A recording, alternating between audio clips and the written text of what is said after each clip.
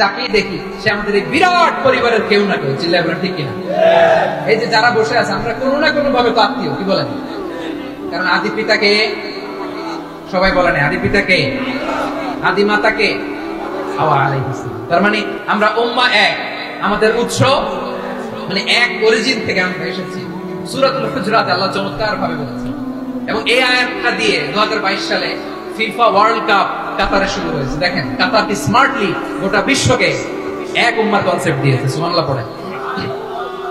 সূরাতুল হুজরাতে আল্লাহ বলেন, ইয়া আইয়ুহান নাস ইন্না খলাকনাকুম মিন যাকারিন ওয়া উনসা وجعلناكم شعوبا وقبائل لتعارفوا إن أكرمكم عند الله أتقاكم إن الله عليم خبير.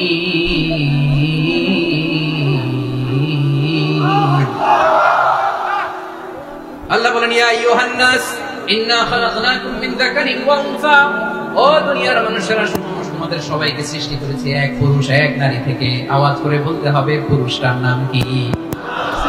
এবার আওয়াজ করে বলুন নারীটার নাম কি? মিন যাকারিন ওয়া উনসা, এক নারী এক পুরুষ থেকে তৈরি করেছি।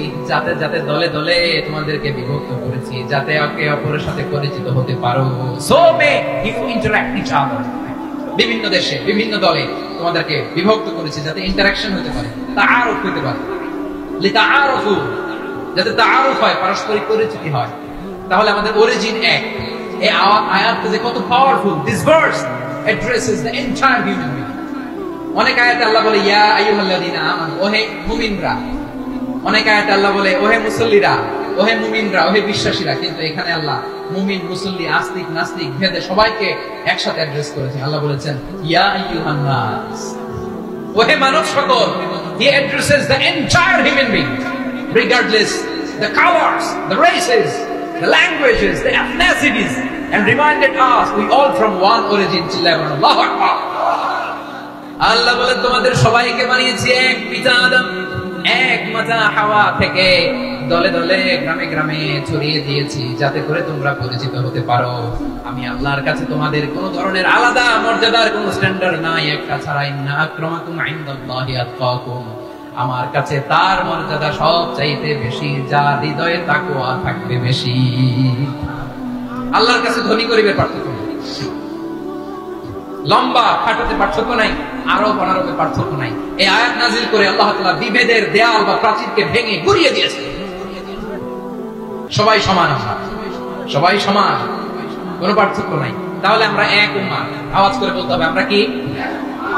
আমরা কয় উৎস থেকে এসেছি? এক উৎস। এবার আল্লাহ বললেন শুধু তাই না, বিশ্বনবী আমাদের শিখিয়ে দিলেন শুধু এক উম্মাহ না, শুধু এক উৎস না, তোমরা এক দেহ এক প্রাণ। আল্লাহু আকবার।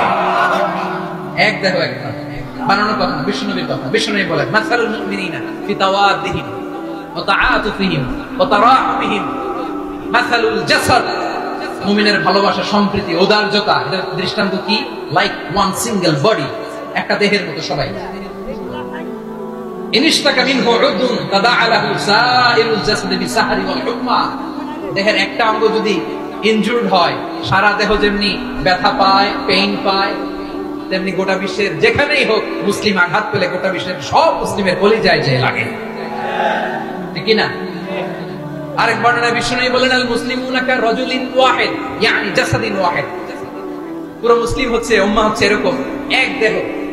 ইনিশতাকা আইনু ইশতাকা করবে, চোখে ব্যথা লাগলে যেমনি সারাটা দেহ ব্যথা অনুভব করে। ইনিশতাকা রাসুহু ইশতাকা কুল্লু, মাথায় ইনজুরি হলে যেমনি সারা দেহে ব্যথা লাগে। গোটা বিশ্বের যেখানেই মুসলিম ব্যথা পাক, আক্রান্ত হোক, গোটা বিশ্বের সব মুসলমানের কলিজায় লাগে, ঠিক কিনা বলেন? আচ্ছা আপনার চোখে ব্যথা, কোথায় ব্যথা?